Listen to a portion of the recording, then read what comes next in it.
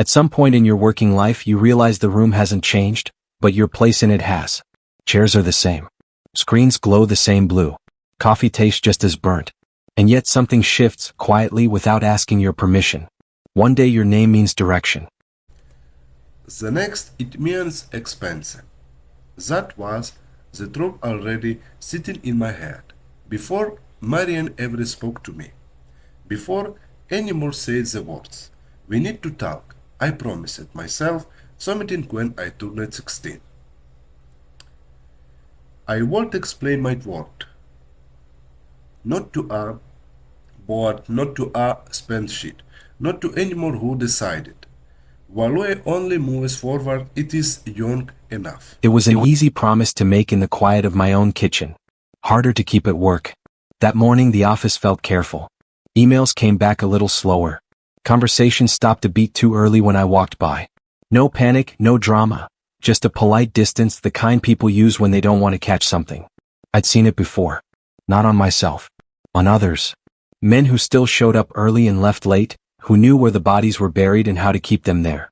Men who woke up useful and went to bed optional.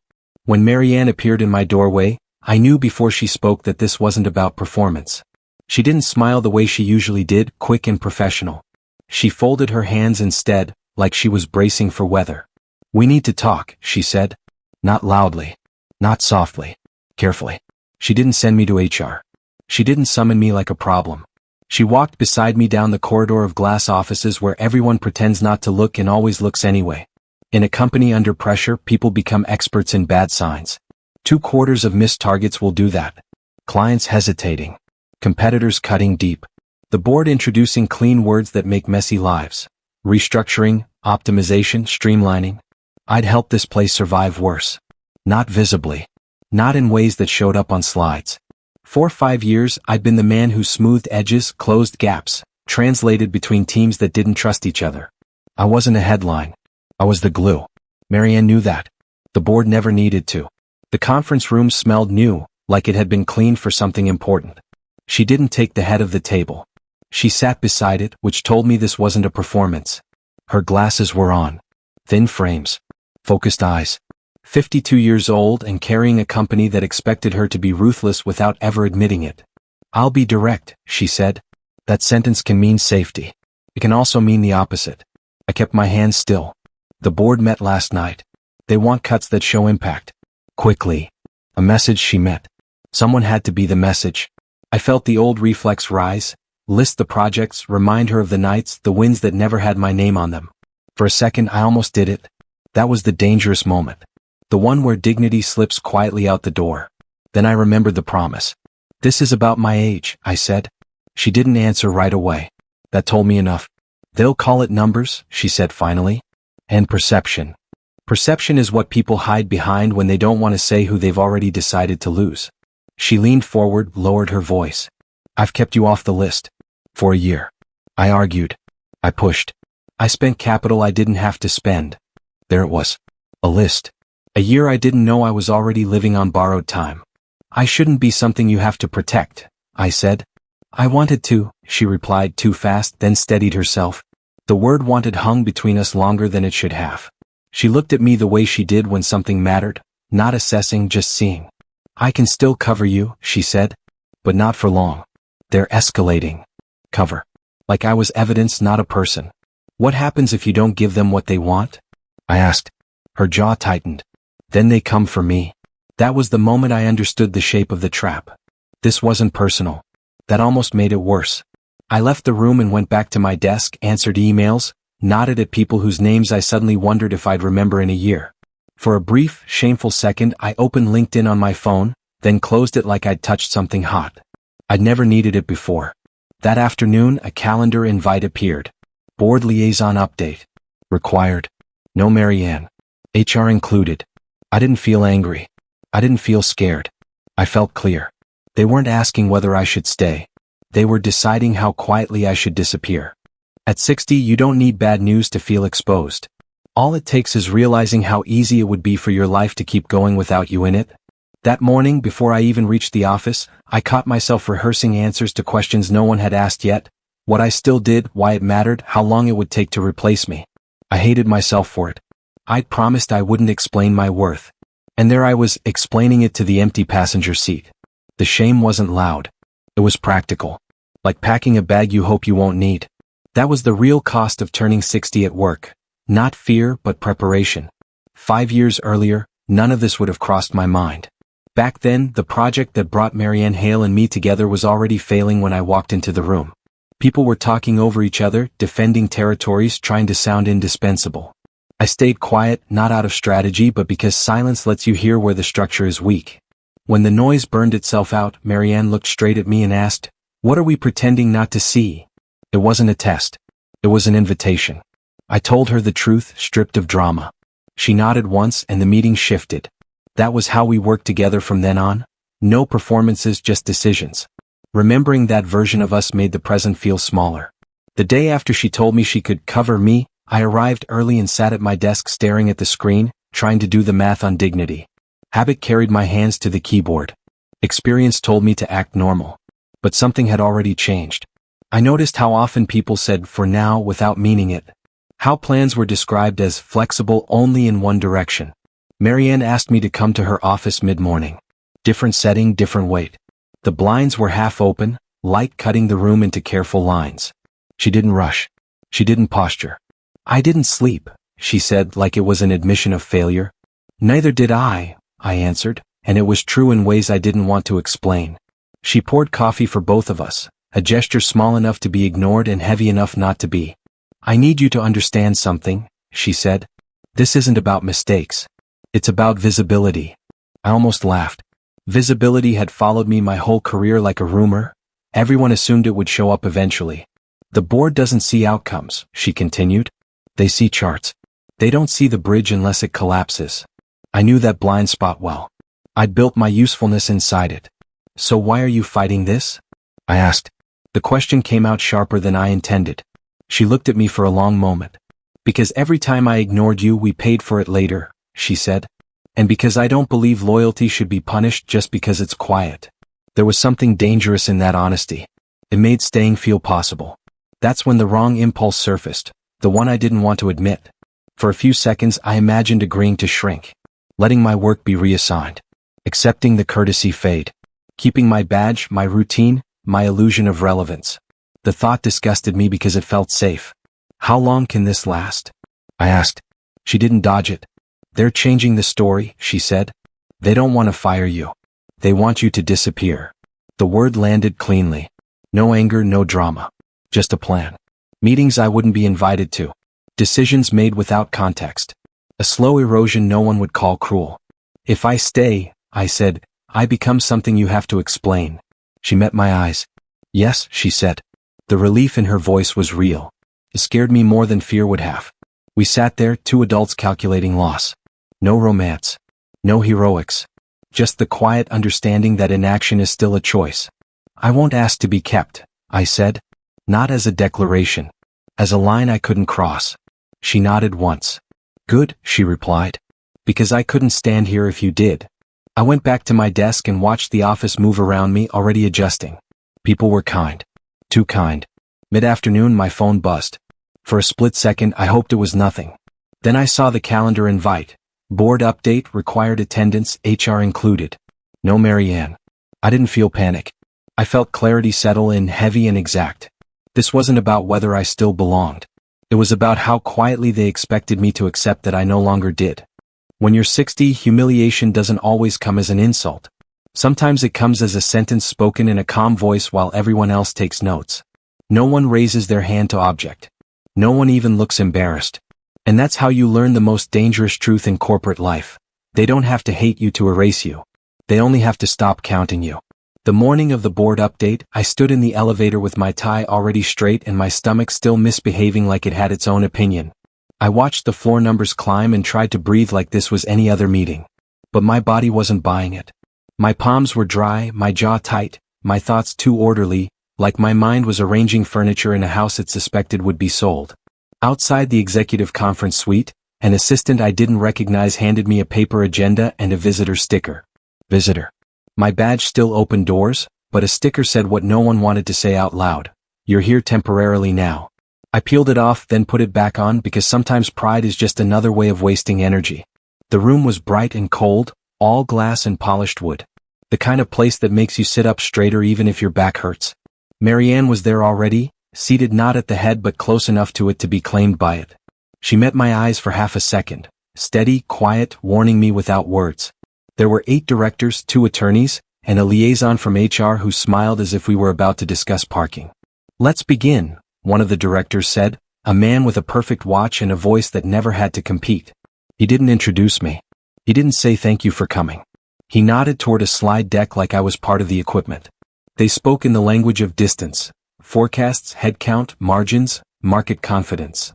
Then they moved to what they called execution. That was the moment everyone's tone sharpened, the way it does when a decision has already been made and the meeting is just the ceremony. "We need a visible step," another director said. "Something that signals discipline." Marianne's posture didn't change, but I saw her fingers press lightly against the table, one small, controlled betrayal of tension. The first director turned a page on his agenda and finally looked in my direction, not at my face but through my role. "Your contributions have been appreciated," he said. "That sentence is never said to people who are staying." He continued, still calm. "But your impact is difficult to quantify. And what is difficult to quantify is difficult to defend." For a second, the room went silent in the exact way a room goes silent after someone drops a plate at a nice restaurant, brief, polite, and already moving past it. I felt heat rise in my chest, not anger, something worse, the instinct to make myself measurable. To start naming numbers, projects, wins. To convert 5 years of loyalty into bullet points.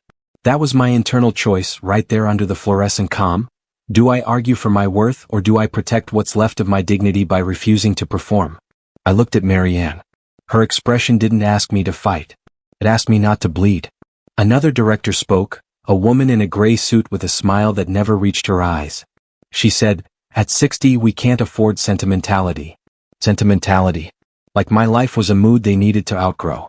I heard a soft sound beside me, a pen tapping once against paper. HR taking notes. Recording the moment my career was reduced to a cautionary example. Marianne cleared her throat. "He's not a line item," she said, her voice steady. "He's one of the reasons we survived the last 5 years." The first director nodded as if she'd confirmed his point. "Precisely," he said. "That's history. We're discussing the next 12 months. Then came the real blade, delivered without raising the volume. "Marianne, you're under pressure as well. The market wants decisive leadership. The board needs to see it." I watched her eyes flicker just once. Not fear. Calculation. She was measuring what she could spend and what would cost too much. For the first time, I understood the trap fully. If she fought too hard, I'd become her weakness. If she didn't fight, I'd become her message. I could have spoken. I could have made the room uncomfortable. I could have forced them to say the ugly thing in plain language. But I also knew what happens to men who plead in rooms like this. They don't get saved. They get remembered as an argument someone had to win.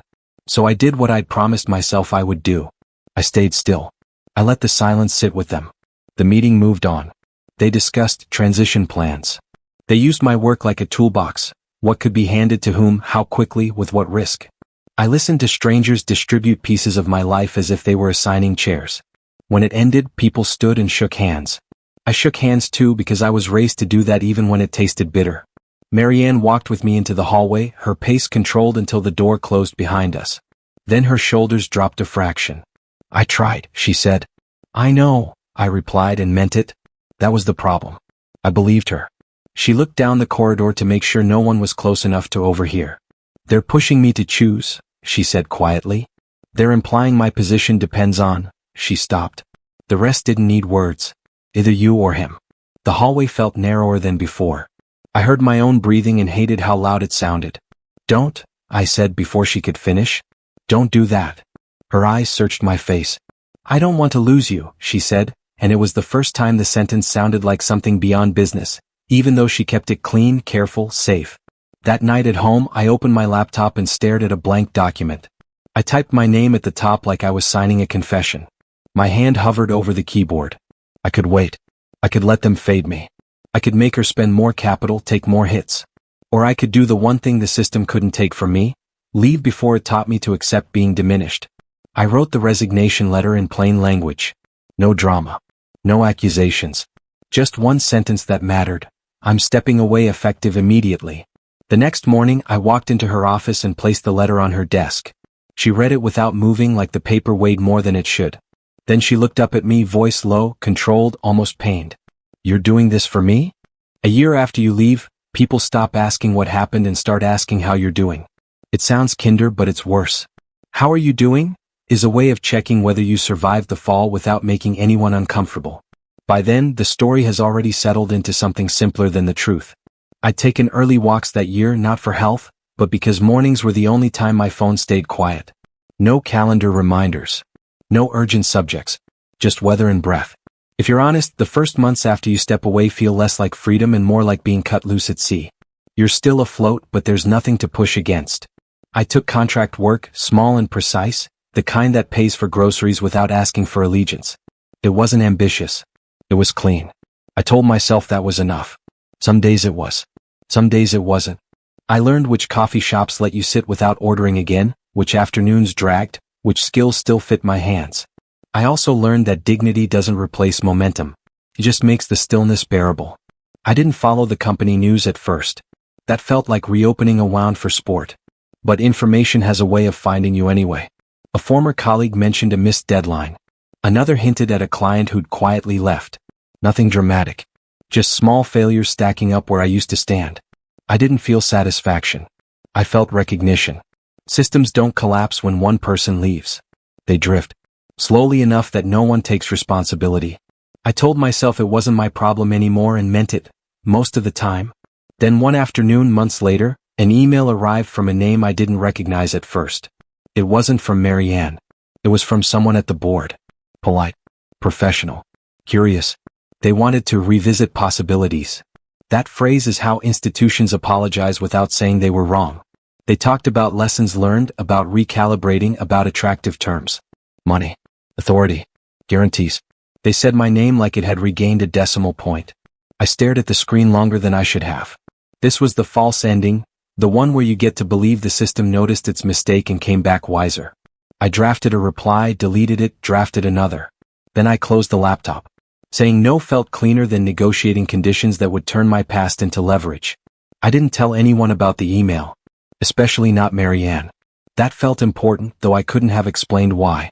2 weeks later, my phone rang at dusk. Not an unknown number. Not the board. Marianne. We hadn't spoken since the morning I put the letter on her desk. Silence had done its work since then, reshaping the memory into something quieter. I hope it's okay that I called, she said. There was no title in her voice now. Just a woman checking a boundary. It is, I said, and surprised myself by meaning it. We talked about neutral things at first. Weather. Travel. A restaurant that had closed. It took discipline not to rush. They reached out to you, she said eventually. Not a question. Yes, I replied. A pause, then a breath I recognized. They asked me to speak with you, she said. To convince you. There it was, the hidden motive finally spoken. Not romance. Not regret. Strategy. For a moment, I felt the old irritation rise, the sense of being used as a solution again. Then something else followed it, steadier. I won't go back, I said. I didn't list reasons. I didn't soften it. She didn't argue. I thought you might say that, she replied. And? I asked. She hesitated just long enough to make the next words honest. And I needed to hear it from you before I decided anything. That was the shift. Not loud. Not dramatic. A quiet hinge moving in a door I hadn't known was still there. We met a few days later, not at an office, not anywhere that remembered us. A public place that didn't care. No touching. No confessions. Two adults exchanging context like people who respect each other's lives. She looked different without the armor. Lighter maybe. Or just unguarded. They offered me a promotion, she said as if mentioning the weather. A real one. Long term. I nodded. Congratulations. She studied my face not for approval but for permission. I haven't said yes, she added. I waited. Waiting felt right. I'm tired of choosing between being effective and being fair, she said. And I don't want to keep building things that work only if certain people stay invisible. I didn't reach for her hand. I didn't need to. The distance between us carried more weight than contact ever could. When we stood to leave, nothing had been decided. That mattered too. At home that night, I stood at the sink longer than necessary, letting the water run. This was the real choice of the year, and it wasn't the one the board imagined. I could stay clear, alone, intact. Or I could step toward something undefined with a woman who had finally named the cost of her success. Neither option promised safety. That's how I knew it was real. Before bed, my phone buzzed with a single line from her: "I don't want a future that requires pretending." I turned off the light without replying.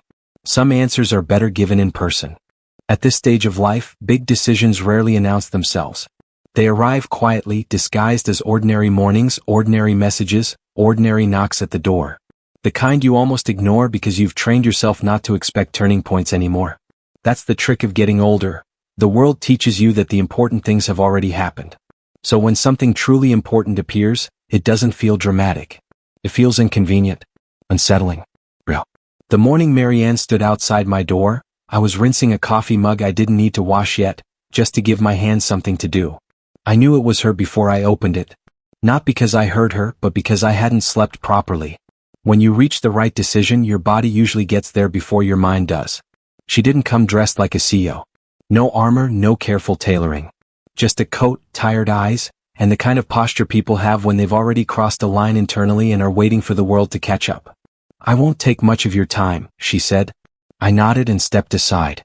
Neither of us mentioned how strange it felt to be here, in my small, quiet space, after years of glass walls and guarded conversations.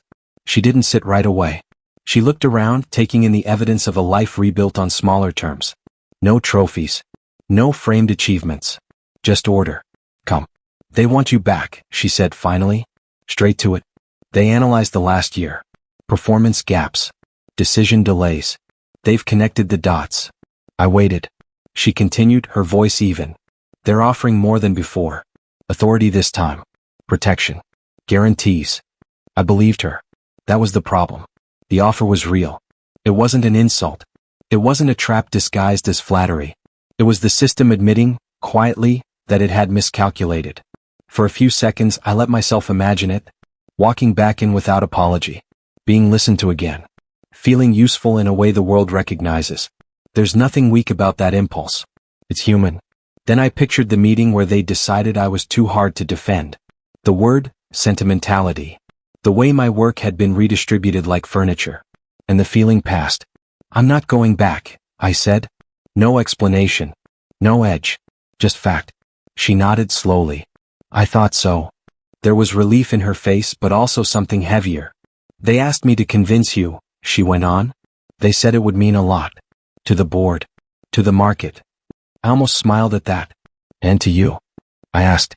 She didn't answer immediately. Instead, she reached into her coat pocket and took out an envelope. Plain. Unmarked. She placed it on the table between us like a fragile object. "That's my resignation," she said. The words didn't land all at once. They spread. "I turned down the promotion," she added. "The one I've been working toward for 10 years. I looked at her carefully now, searching for drama, for recklessness, for anything that would make this easier to categorize. I found none. "Why?" I asked. She met my eyes. "Because I don't want a life that only works if I accept the rules without question," she said. And because I realized I was becoming very good at explaining away choices I didn't respect. That was the moment of true danger, not because she'd given something up, but because she wasn't asking me to save her from it. This was her decision. Fully owned. My internal choice sharpened then, clearer than any before. I could protect us both by keeping distance. Stay intact, independent, unentangled. Or I could step into a shared uncertainty with a woman who had chosen principle over security, knowing there would be no applause for it. At 60, you understand that certainty is overrated. What matters is whether you can live with the version of yourself your choices create. "I didn't ask you to do this," I said. "I know," she replied. "I did it anyway." We talked for a long time after that. Not about love. About work. About fear.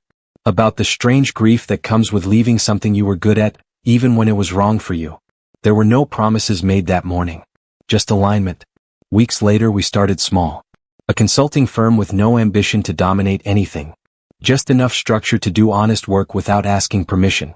We chose our clients carefully. We said no often. Money came slowly then steadily. It wasn't impressive. It was sustainable. People eventually stopped asking why we'd left and started asking how we'd built what we had. We didn't give speeches. We didn't frame it as courage. We just kept going. On her 55th birthday, we signed the papers quietly and went out for dinner somewhere that didn't know our names. No guests. No declarations. Just two people acknowledging that partnership at this age is less about romance and more about choosing the same direction. Sometimes, late in the evening, I still think about the system we left behind. It didn't collapse. It didn't learn a lesson. It moved on like all systems do. And that's fine. I didn't need it to lose. I only needed it to stop defining me. Because at 60 they wrote me off once. And the most important thing I learned is this: the second time only happens if you agree to it.